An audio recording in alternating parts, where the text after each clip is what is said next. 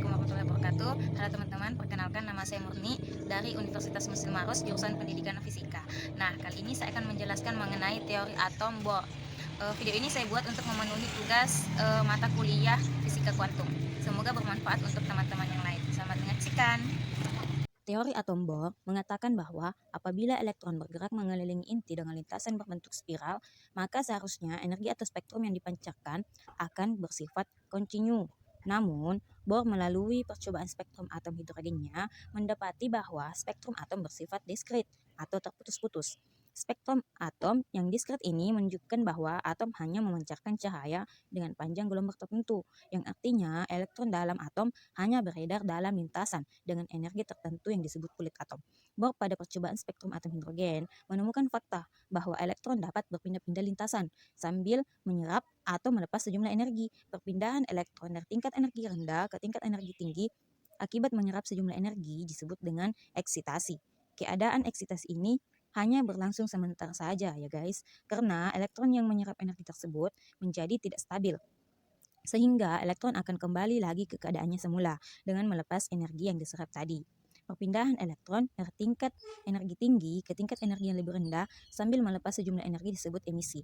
Dan besar energi yang diemisikan atau dipancarkan bisa dihitung dengan rumus E sama dengan H dikali frekuensi sama dengan H kali C per lambda. Jadi frekuensinya bisa diuraikan menjadi C, yaitu kecepatan cahaya dibagi dengan lambda atau panjang gelombang. H sendiri merupakan konstanta Planck. Energi perpindahan elektron pada lintasan atau kulit atom dapat dihitung juga dengan menganggap setiap lintasan atau kulit atom merupakan tingkat energi yang dilambangkan dengan N, mulai dari N1 dan seterusnya dengan rumus E sama dengan min RH dikali 1 per N kuadrat dikurang 1 per M kuadrat. Tanda minus sebagai notasi tambahan yang menandakan pelepasan energi atau bersifat eksaton.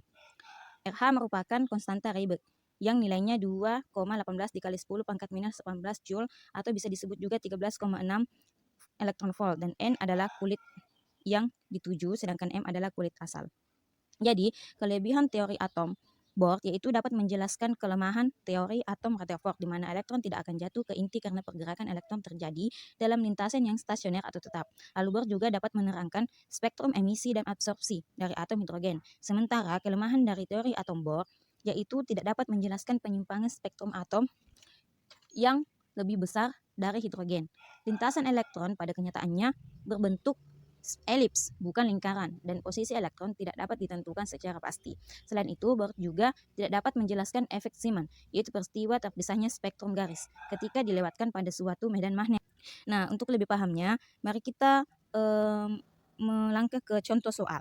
Baiklah, untuk contoh soalnya itu berbunyi, hitung energi foton yang dipancarkan jika suatu elektron jatuh atau pindah dari tingkat energi utama ke-6 menuju tingkat energi utama ke-4 dalam atom hidrogen.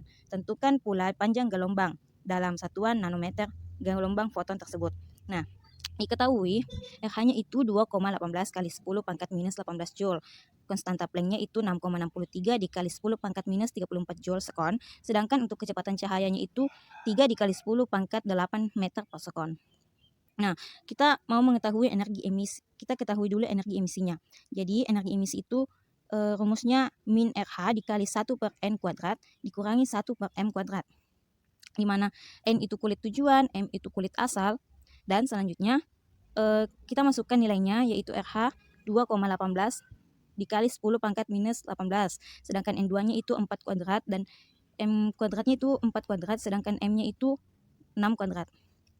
Didapatkan hasilnya min 7,57 dikali 10 pangkat minus 20 Joule. Selanjutnya kita mau mengetahui panjang gelombangnya yaitu lambdanya dengan rumus E sama dengan H dikali C per lambda.